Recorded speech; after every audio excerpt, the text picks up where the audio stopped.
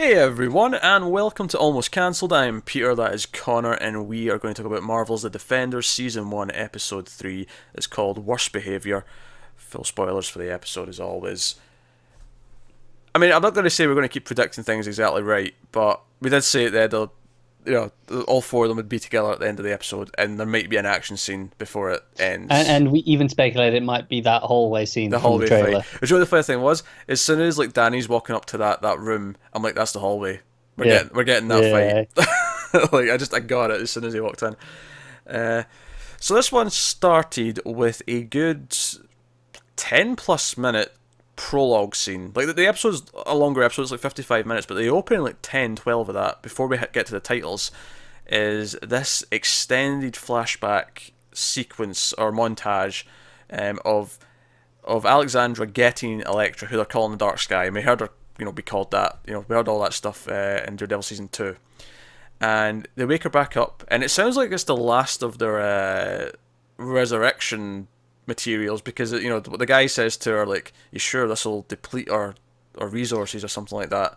Yeah. So maybe that answers why. Which, by the way, they clearly they're spelling it out now that she's been alive for a long time, because I think at one point she even says she's died and came back Yeah. multiple Right. I times. was like, all right, I was right when I thought that. Oh, you were. I didn't dispute it that hard. No. I'm just saying I was justified in thinking it originally. Yeah, I was just saying that you could read it at the time multiple ways. They definitely could have played that way, but no, they've definitely confirmed that she. And I actually kind of like it, because one, it makes the fact that she knows she's dying for good this time have a bit more weight, because That's why I said when I was saying about this in the first episode. But secondly, when Elektra wakes up and she's like clawing herself out of the sarcophagus, and she's like, blah blah blah, and she's all like disoriented, and Alexandra, to try and comfort, like, I've been where you have been, and I know it's empty and terrifying. I can't remember the exact line, but it was like she knows what it's like in death, and she knows it's bad. She knows it's scary. So the fact that she so it was just the blackness, I think it was, that she referred to. So the fact that she has first-hand experience of it is actually, again, it adds more weight to her fear of death, because she actually has experience. She knows what it's like, but it's going to be permanent this time. Yeah. So no, it's really giving her that feel like she's this ticking.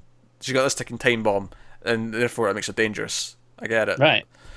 This is the end of the line for her.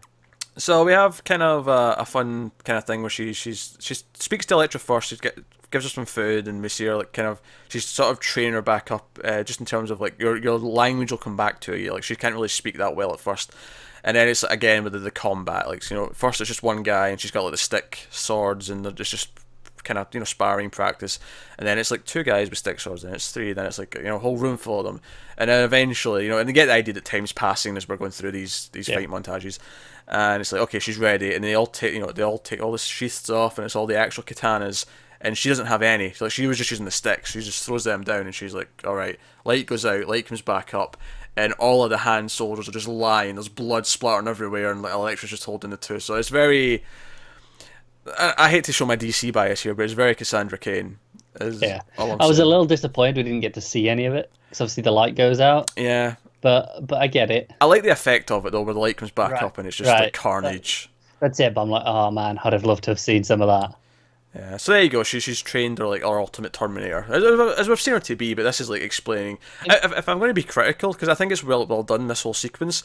If I'm going to be critical, I'm not sure if we needed it, because we saw. There's little bits of information, like the idea that she's brought back her language and instincts, but nothing else about her personality. Oh, sure. Like I say, I liked what it added to Alexandra, her talking about death and her experience with it. So it did add some stuff, but I don't know if we necessarily needed to spend 12 minutes going through all these montages of her training and fighting and whatnot. But at the same time, I was really into it. Sure, yeah, it was well done. This is kind of, I think, the polar difference to Iron Fist show, again, to compare it to the previous one, but because that was it's one thing when it's doing something it doesn't need to be doing, but it's another thing when it's also boring to watch. Whereas this was still at least engrossing. It was entertaining. It was. It was a good way to kick off an episode. So once we get to that, before we actually get to the titles, though, we come back to Stick, and Elektra this time also comes into the room. And Stick kind of he's like, oh, someone there. He gives it a sniff, and he's like, Elektra, He's like confused by the whole thing. Now he escapes and that's all fine, and he dives out the air duct and whatnot. I do have to complain though. As cool as it is that he cuts off his hand to get out of the handcuffs, I don't think it actually had the moment that it should have because he cut off his hand. It felt too easy. Do you think? Yeah, it felt like he just got done it really easy, and it just the hand just dropped. It was like, I don't know, maybe just a moment of him in pain as he was doing it might have been nice. I guess that's kind of the point, that he's past it. He's just like, no, this is just done and it's over straight away. I don't know, it just felt so easy, It's a really sharp sword. Not just the cut in itself, but just the whole escape felt super easy. Yeah, well, I see what you're saying. Cut, dive, and even Elektra, the Terminator, can't even track I think it's him. the surprise of it, though, isn't it? Yeah. Like they weren't expecting him to do this. And I don't want to be down there. I actually really like most of the episode. I mean, this was the one moment in the episode that felt a bit false to me, like just how easy he managed to escape. But like I said, I think it's just the shock of it. Like neither of them expected him to do something like this. That's fair. That's fair. I'm actually surprised we didn't guess something in the last episode review where, how Danny and Luke might get back together. Because as soon as Luke walked into the apartment and Claire was there, I went, oh, he's going to mention the glowing hand and she's going to... Yeah, it was really obvious. We never said that. For some reason, it never occurred to me. As soon as he walked in to Claire, I was like, of course that's what he's going to say. Because he's holding his thing, he's getting a ice pack. And obviously this is weird for Luke Cage because he's indestructible. And it's like, oh, so some other guy punched me. It was like a goddamn pale driver. And she's like, oh, so what was he like? He's like, oh, it's some sort of glowing hand. It's like, she goes, skinny white guy. Mm-hmm. And she just goes to the phone. And it actually just cuts to them in the same room, which I appreciated. It didn't waste time, just cut to it. You were set up how they get back together. You got the joke and the setup at the same time. Yeah. And this is the punchline delivered immediately. Yeah, so good. That was exactly how you should have done it. And then it cuts to them, and it looks like mysticism, dragon, chi, what? Honestly, I don't think I have cheered harder all year, right? Than when Luke looks Danny in the eye and calls him an entitled white rich boy. I've never related more to Luke Cage than this scene. Never. When he just tells Danny to shut the hell up and do something for once. It's so good. And then this is what really gets me about Danny here, right? Is towards the end of the episode when he goes to actually meet the hand and he confronts Alexandra in this boardroom of hand members. He's facing the villain. He's facing this villain who is possibly willing to kill lots of people, hundreds, millions, thousands, I don't know how many are going to die in the plan. Whatever the plan is, right? It's evil. It's positively evil. They're evil society, right? I keep saying evil, sure. But I can't emphasize this enough. They're evil. And somehow when he stands across from him and says, I'm going to stop you, I won't let you get away with this, all I can think is, you're an entitled little naive little shit. Yeah. And I shouldn't feel that about the hero who's standing across from them. I want to give him some credit, whereas compared to his own show, he actually did something proactively here for once. Oh, sure. He had. He chose to go out and do something. I mean, it didn't really accomplish that much. Him going in and going, yeah, I'm going to stop you. But yeah, he was still naive about it, but at least he was trying something. It was more than he ever did in his own show. It was, and it was really frustrating with Luke Cage. It was fun to watch Luke tear him down. It was great.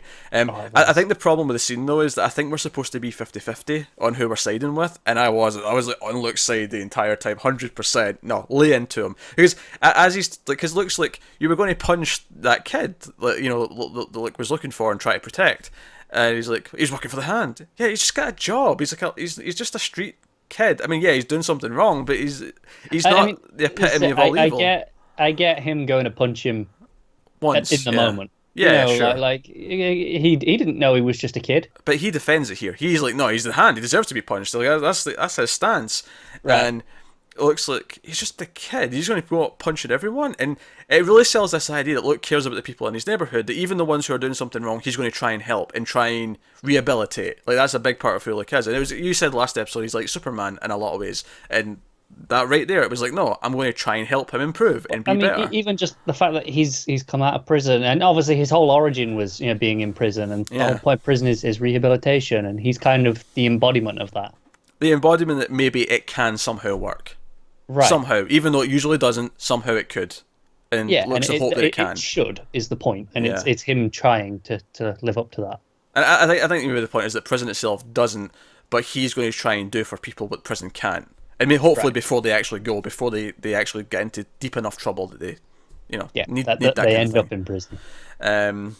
Which is, and so completely on Luke's side through all of this, and then he goes to visit the kid in prison, and you know what? I was laughing during this scene because he keeps asking about that, because obviously Danny brought up the hand, so now he's heard of the hand, so he asks about the hand. Is it the hand? Who's the guy in the white hat? And all this, and the kid's just like scared. He's not wanting to talk. He's very aggressive. Like, he's not. He shows his fear a little bit, but it's mostly this sort of like faint aggression that's like masking how he's feeling.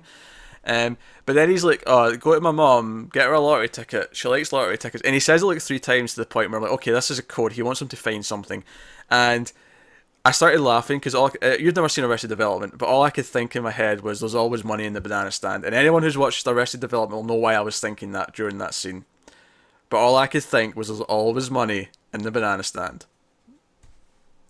And that means nothing to you. That's just, it's not even proper English. You're just like, what's a banana stand? You don't understand. Yeah, I can't comprehend how to respond to that. Yeah, it's a sort of it's a stand on the pier at the beach that sells frozen bananas. It's a thing some places have, frozen bananas. I think, I'll tell you a word for it. like candy apples, but with bananas, but with like a sort of more I hate icy. bananas, so.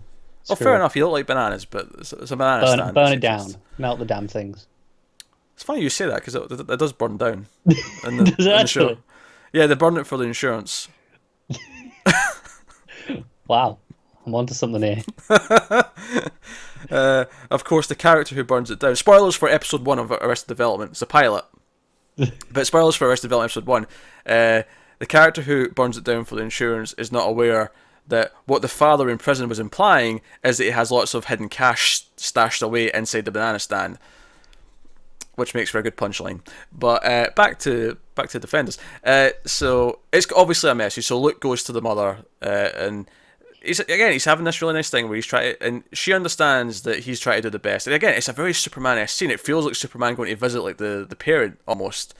Yeah. Very understanding, try to do the best for the community, try to help, and she's aware. She even says to me, she's like, you gotta take responsibility when you do something good. Like, he doesn't want to. He's she almost humble. She gives him out of trouble. Yeah, she's like, like you're just the opposite of my son. He doesn't take responsibility when he does something bad, but you don't take responsibility when you do something good.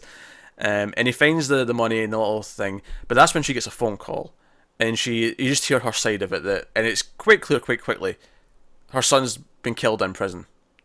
Might look like a suicide, but we know it's not. We know it's the hand getting to him. And do you know what I love about this? And I think sometimes you might criticise this because it's, we've never seen her before, it's a new character. But what I like, because Luke's whole thing is about the community, and it's about the people around him, it's about the loved ones and the connections, and this idea of like the extended family of the community. The idea that we find out about his... Because we don't really sympathise with him. He's a bit of a little dickhead, honestly. Whenever we've seen him, he's been an asshole to him. We've never seen him do anything good. Yeah, he's always like pushed Luke away. He's been an asshole. And even though, you're on Luke's side and you want to try and help rehabilitate him, like, him himself has never been that likeable. But his mother has been nothing but likeable. So the idea that it's not about him on his own, it's about how it affects her. So the idea that we see her break down and see Luke, like, embrace her, hug her, and try and make her feel better. I think it was the most effective way to give us that kid's death. I think any other way would not have been as remotely, like, because you wouldn't really have cared as much, would we? I think the only way you could have done it is if there was say there was like an extended death scene where they were torturing him and he started pleading for help. Maybe like that'd be the more sadistic way of doing it. Aye. Shows what goes on inside your mind. No, you know what I mean though. Like that, but by the time he's in pain and he's like maybe crying for help, you'd be like, okay, I'm starting to really sympathise because he's so helpless. Like, you would feel that way because of that. But this is the real world connection to everyone else that you're getting the feelings from. Yeah, it's much better. It is much better. It's much more heartfelt, and it's affecting. So I applaud you know what? I'll say it. I'm really enjoying Defenders. I think it's doing a lot of smart things. As much as Danny's still a little shit. I'm enjoying it more every episode. I enjoyed the first one, but I didn't love it. Yeah, it was plodding a little bit. 2 was better. I think 3 is better again. Yeah. Hopefully that keeps up. And hopefully, because only 8 episodes, we don't have that dive. Well, yeah, we're in theory. Yeah, in because theory. 8 is always when they peak, these shows. It is. Yeah, 8 or 7, so around that time. Right, so hopefully, in theory, we should hit the peak right at the end. with a bit of luck. long as they don't screw it up. So look, obviously the thing he finds in there leads him to this building, which we'll save because that's when everyone comes together at the end. Jessica goes to visit the family. Well, obviously she's with Matt at the start, and they have their scene, and she basically tells him to piss off. He tries to help, and at one point he even's like, is this something? After the whole lawyer speak, he basically turns into not Daredevil, but he's like, is there something more about this going on? Something he's weirder. looking for an excuse to go out as Daredevil, isn't he? Yeah, he's looking for the hand, basically. He's wanting to know more information. Even if he doesn't know it's the hand right now, he's like, is there more to this? There's something weird about this. He really wants the excuse. Like, the whole point he's been given in this case is to keep him busy. Yeah. But he's like, if there's something there, I can't ignore that. Yeah. But sure enough, she goes away, and she ends up going to the family, speaking to the wife and the daughter, and again, kind of like looks not as effective, but you see them being kind of hurt by the fact that their husband's been killed, and it's not as effective as Luke by any means, but I still think it works at least to the extent of where Jessica has more of a reason to really care. Like, she sees the effect, and you can see that it bothers her what's happened to this family. Right, but I like the differences with Luke. It's he's just part of that community. Yeah, and you can't help. And again, he embraces her, he hugs her. Jessica awkwardly sneaks out because she's starting to feel uncomfortable. And that's always been a thing. She's always tried to keep things at a distance and tried to pretend that she doesn't care about things. Yeah, but that's her character, and it's perfect for her character. It works. Right. Like, she's so well defined in that sense. So that's really good. But obviously, she's walking back like through the streets, and she senses someone's following her, and we never see who's following her at first. We just see her looking around and looking over her shoulder. And it's as it's going through the legs, I'm like, oh, it's going to be Matt, isn't it? And you just see the cane going from side to side, and it's like, I like what they did there. They kept it from us till the last second. Some clever camera work as well. Yeah, some really clever stuff. Especially since he's following the footsteps, and again, it does that thing in Daredevil where it heightens the sound, so you're just hearing the footsteps that he's following. And then I love that whenever it does that, he's slightly off center, and you're kind of at his ear. Is where normally where a character's eyes would be, is his ear is where that is instead in the shot. It loves to do that over the shoulder where he's just slightly looking around like that. But it's like... it's head slightly cocked. Yeah. Charlie cocked. That was awful. That was atrocious. Come on, that wasn't bad. But he's following her, and then the footsteps kind of go away. It's almost like she jumped up somewhere. But what I like is I was not expecting her to come out behind him. That's what I was not expecting. And then she's following him. And he does the same camera trick again. Yeah, and he's going in the alley, and it's kind of like showing that they're evenly matched. Just in different ways, but they're evenly matched. And he goes into the alleyway, and he pulls up his billy club, and he does his whole Batmaning up the fire escape. And she's like, wait a minute, he's blind. So she just whips out her camera, and he's like, right, snap, snap, snap. And that's that. So, and obviously he keeps following her, because the reason why he ends up at the building later on is because he happens to have followed her. Yeah. She gets there, however, because she goes to the architect firm that the guy worked for, the guy who shot himself in the last episode, and she pretends to be some rich person who's going to try to build a building. She works for a company, or she owns a company, and she wants to build a skyscraper. And she's doing her fake nice voice, which is like, "Oh, that's amazing, thanks," and all that stuff. And I can see her disturbed that I just did that voice, so I will never do it again. Please don't. But she butters them up, and she's like, "Oh, can you show me the other things?" And she's like, she sneaks data off the iPad, or the laptop rather. And it's just, it's a fun little scene. It's fun because she's doing this fake voice. She's making fun of him. I thought it was a little strange where the guy was like, I really shouldn't be showing you this. It's it's kind of almost classified, and then he loads up on the screen. And it's like a projector. Yeah. No, that's fine. She's in the room. He loads up on the screen off the laptop, but then he's like, all right, we'll continue the tour. And he walks out. And she just stands there and takes pictures before following him. Like, should he not have turned that off? I think he was overselling it. I think that was a sales pitch. You know, Really? that way where you're like, oh, this is I shouldn't be showing you this, but you actually show it to everyone. Yeah, maybe. Kind of thing. Like, I feel that's what and I think it was also because she was flirting with him. Like, he's guards right. with It was just the way he left it up and just left her alone.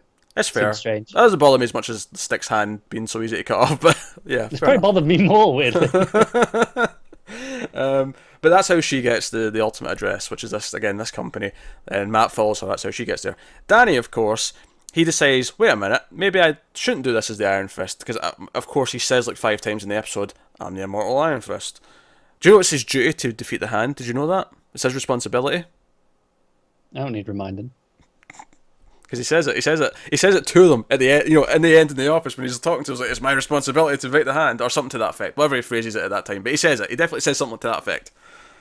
God damn it. He has no subtlety, does he? He has no subtlety. He has to. Like, you've got like Jessica sneaking around, doing some investigation work, you know, putting in some real effort and work into this, and he just strolls up to them and goes, "Screw you." Matt's a blind man. He's more subtle. Yeah. So he goes to his own company. I love how we've got a lot of actors from the other shows, but obviously didn't want to spring for the Meachums. So Ward's not around. I'm fine with that. Yeah, I'm okay with it too. When he said the Meachums, I was like, ugh. And then they're like, oh, they're not here. I was like, oh, thank God. But basically, they follow the money. Just to sum it up, honestly, this is probably the least interesting scene in the entire episode, because it's him. It feels like an Iron Fist scene, like from his show, where it's just them sitting at the table, and the woman who works there is like, oh, I guess I could look at that. Do you know what's more irritating about it? Yeah. Again, going back to how Iron Fist often feels redundant. We had Jessica following the money, like last episode. That was her whole thing, you know, in that investigation, and I love that sequence. It had style. Yeah. This here, he just goes and just talks to a woman on a computer and does a little bit of searching. That's it. That's it. Yeah. So he gets on his suit, he goes into the building, he walks up into the boardroom, and then of course after he basically just starts monologuing. He walks in and starts his monologue. It's like he's got his speech prepared, where he's like, I'm the immortal Iron Fist, I am this, I am that, I know what you've been doing, you won't get away with it, blah blah blah blah. And then Alexandra walks in, and I'm like, you're no match for her. You're no match for her. I fully believe she could take him in a fight. Well, that's the thing. During the training montage at the start, like Elektra goes for her at first. She's pretty competent. She is. I'll admit, I could kind of feel the stunt double at places, and I think it's just because Sigourney Weaver is a bit older, and I kind of I can just sort of look at it and go, yeah, that's not a woman her age that's moving like that. Like, you know, when it's those shots. But otherwise, it was fine. Right. But you kind of forgive it, like you say, because she's older. You know, Finn Jones is a young man in his prime. Should be better. To be fair, he jumps around things decent enough. That's not really the issue. Oh, well, that's true. It's his acting, it's the issue. He does this thing, like he's like, oh, I'm going to defeat you, and his lip quivers a little bit, and he's so unconvincing.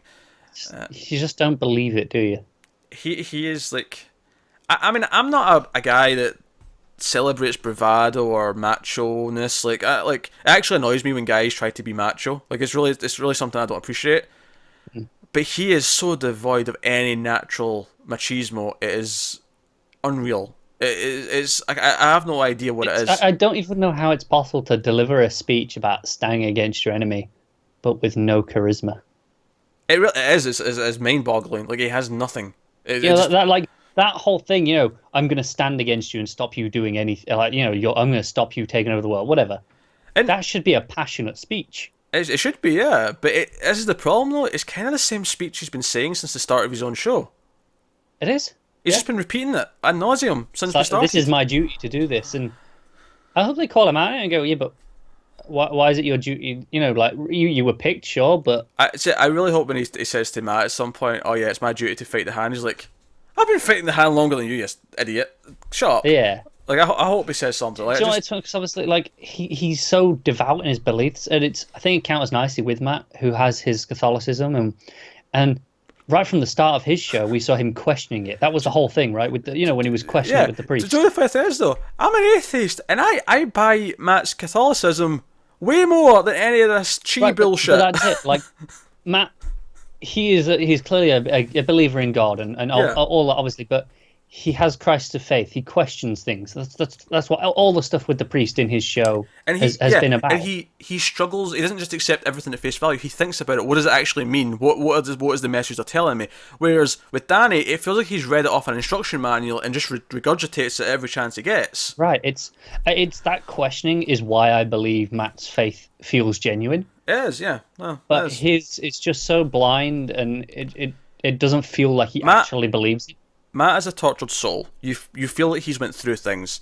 Danny, despite the fact that he keeps telling us that he's plane crashed and he grew up with monks, it feels like, nah, you've actually been just like hanging out playing video games for the last like 15 years somewhere. Kind of feels that way, doesn't it? It does.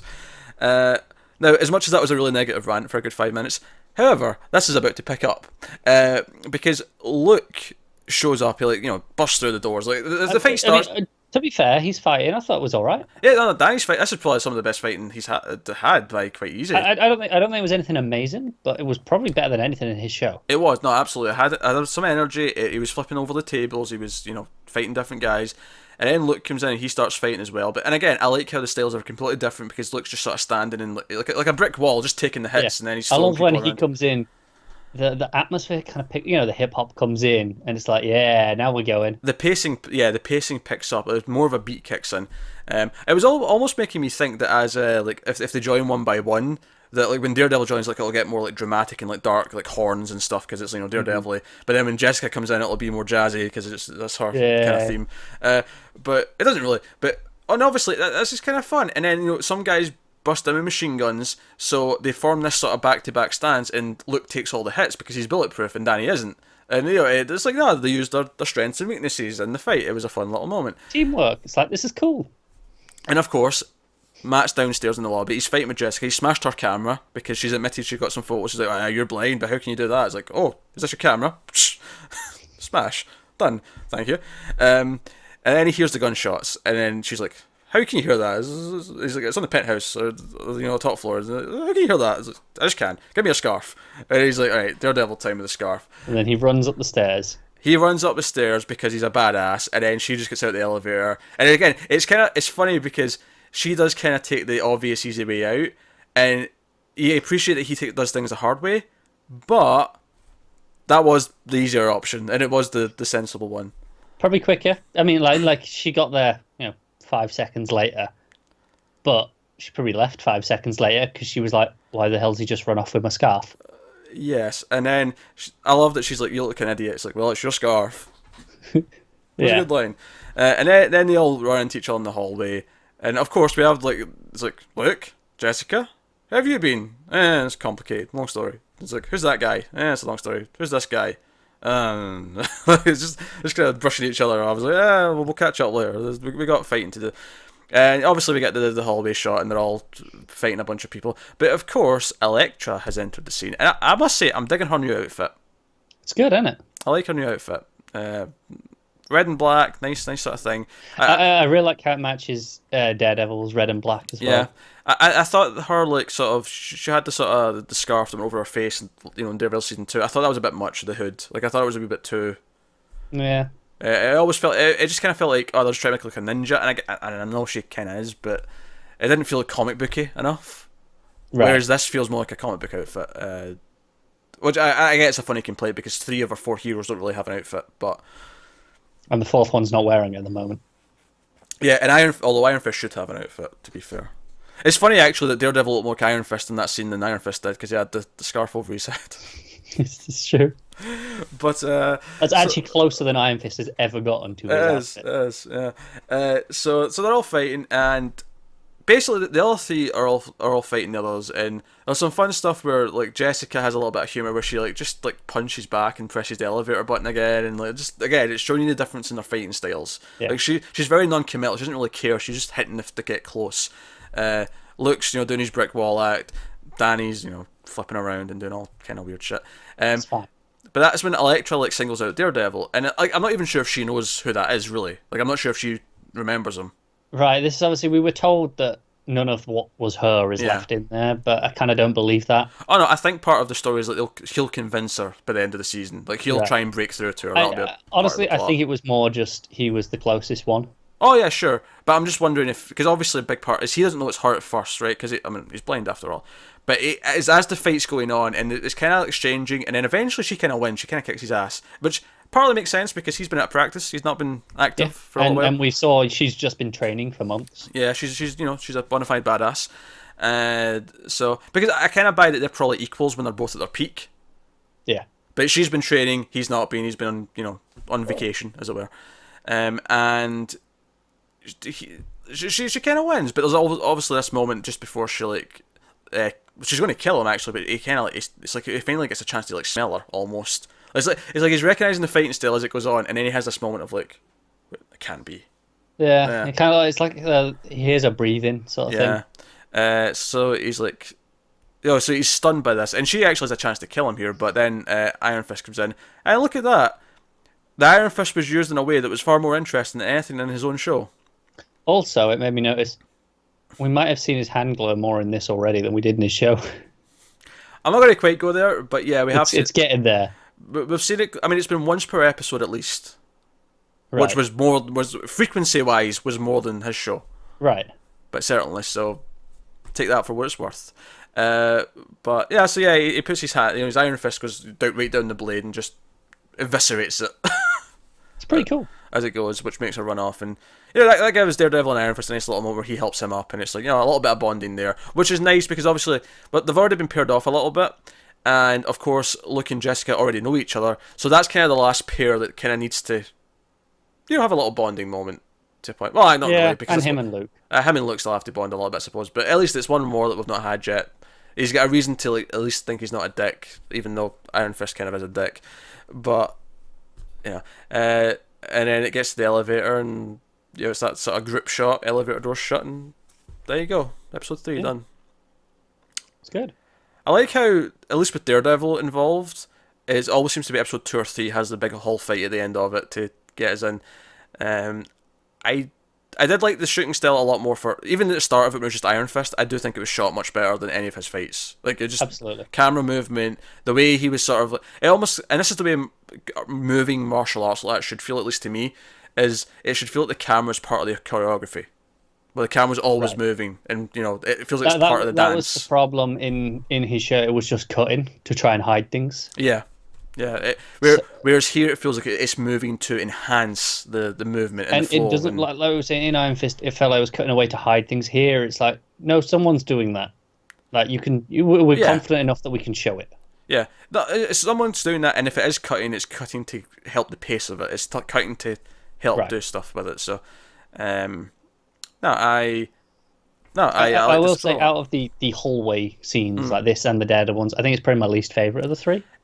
Honestly, I think that's kind of intentional because they knew they weren't going to top them. Because the thing with the Daredevil scenes is they're both winners, and I don't think they wanted to, I mean, maybe they'll try something later in the season, maybe they'll try something for season 2 of Defenders, but at least right now I can see why they went, you know what, try to do a winner when there's 4 of them like this is going to be tough. I also feel like in both seasons of Daredevil, that's kind of like the peak of technical and combat. So I'm really hoping that because this was great but not like as amazing, I'm hoping they held back because they wanted to do something more impressive. It doesn't feel like this is the best they can do, did it? It didn't. It felt good, but I'm hoping that they've saved something for 7, 8, like when we're getting to the big climax. I hope we're not just desensitized to hallway fights at this point. No, I think it is legitimately. My favorite is still the first one. Yeah, mine too. I think the emotions in the first one. I think the second one's good. It's more technically impressive. I don't think it's got the emotion in it as the first one did. And then this one, I think is impressive because it's fun. All the characters interacting and helping each other. But it's definitely the least impressive technically, and it's probably the least impressive from an emotional standpoint as well. But still very good. Still a lot of fun. Yeah, it was fun, definitely. So. No, it's good, and obviously the one thing we've left out is that Stick makes his way to Colleen's dojo. So next episode, presumably they're all going to end up with Stick, and he'll maybe explain what the stakes are, which makes sense. We're 3 episodes in; it's the end of the first act almost. They're finally together. Yeah. And we'll see. Get the full story and move on. Yeah. And obviously Matt will have to deal with the fact that Elektra's back, which is good because it makes it personal for him, which is great. So good. I like how the other 3 characters, like Daredevil, Elektra's involved, plus he's already dealt with the hand, so connection. Luke's seen the effects of people in his community at the result of this and the low level element of it. Good. Deal with that. That's affecting him. Jessica had a man shoot himself in front of her. She's seen the effects. Personal. Danny, it's just his destiny to beat the hand. Yeah. Oh dear. But now that they're all together though, I cannot wait for Jessica to tear him down. left, Yeah, right, yeah. and If you center. thought Luke was what Luke was doing was bad, Oh, oh boy, now it was she really doesn't hold back. he was still. I mean, Finn or Iron Fist was still bad with Luke, but it was much more entertaining because Luke was there and playing off of it. So I'm hoping that if they had paired up a lot more, and I think they will be because in the comics they're supposed to be best friends eventually. So Right. I think if they're paired off a lot more, Iron Fist will be a lot more bearable. I agree. Also, So just the fact that in terms of this show, the more we have the four of them together, the more diluted he is. So they should just outweigh him. yeah, absolutely. It's. I think that's the thing. Even if he's still the worst of the worst, even if his scenes were still shot as badly as Iron Fist was, it would still only be a quarter of the show. Right. It's not all of it. So So it's like, yeah, okay, I can sit through that knowing that there's something else better coming. because legitimately his like throughout the 3 episodes, he's had maybe 3 scenes per episode. It's not been a huge amount, really, when you boil it down to like screen time. Like, Right. and it's really 4/5 actually, because you've got the villain side of things as well. Yeah. And Sigourney It's Weaver's doing great, so that's also yeah. enjoyable. That's actually what he was talking about in interviews in terms of, he was saying, oh, choreography's better because he had more time. He did point out at the start of the show they're all fragmented, so he's not needed on set as much, so he can use that time to actually practice. Whereas Yeah. obviously in his own show, he doesn't really have time off. I mean, not that I'm looking forward to season 2, but at least when we In get theory, there, it should be better.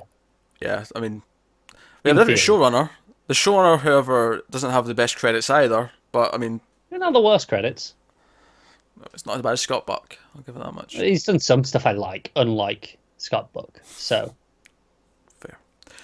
But yeah, that's episode 3. It was enjoyable. Everyone's come together. I think the pacing is improving as it goes as well. It does feel like it's ramping up a bit more. I feel like it might slow down a little bit now that they've all. Like I feel like this was like a mini climax. right now we have some Yeah. time to stop and let them get to know each other as a group. Which I'm actually looking forward to because them interacting should be a lot of fun. Yeah, definitely. And dealing with the fact that, okay, this is happening, what's going on. I'm actually looking forward to Claire being in the room with all 4 of them, and then like, that moment where, like, wait, you know this Daredevil guy as well? Like, you know him, like, just this idea of, Yeah, like, yeah. It's like, hang on, you know everyone here? in fact, even the fact that he's Daredevil, like, you know, does she blot that out by accident, or does, like, I think maybe they put that together once he was going around with the scarf. do you think they put that together already?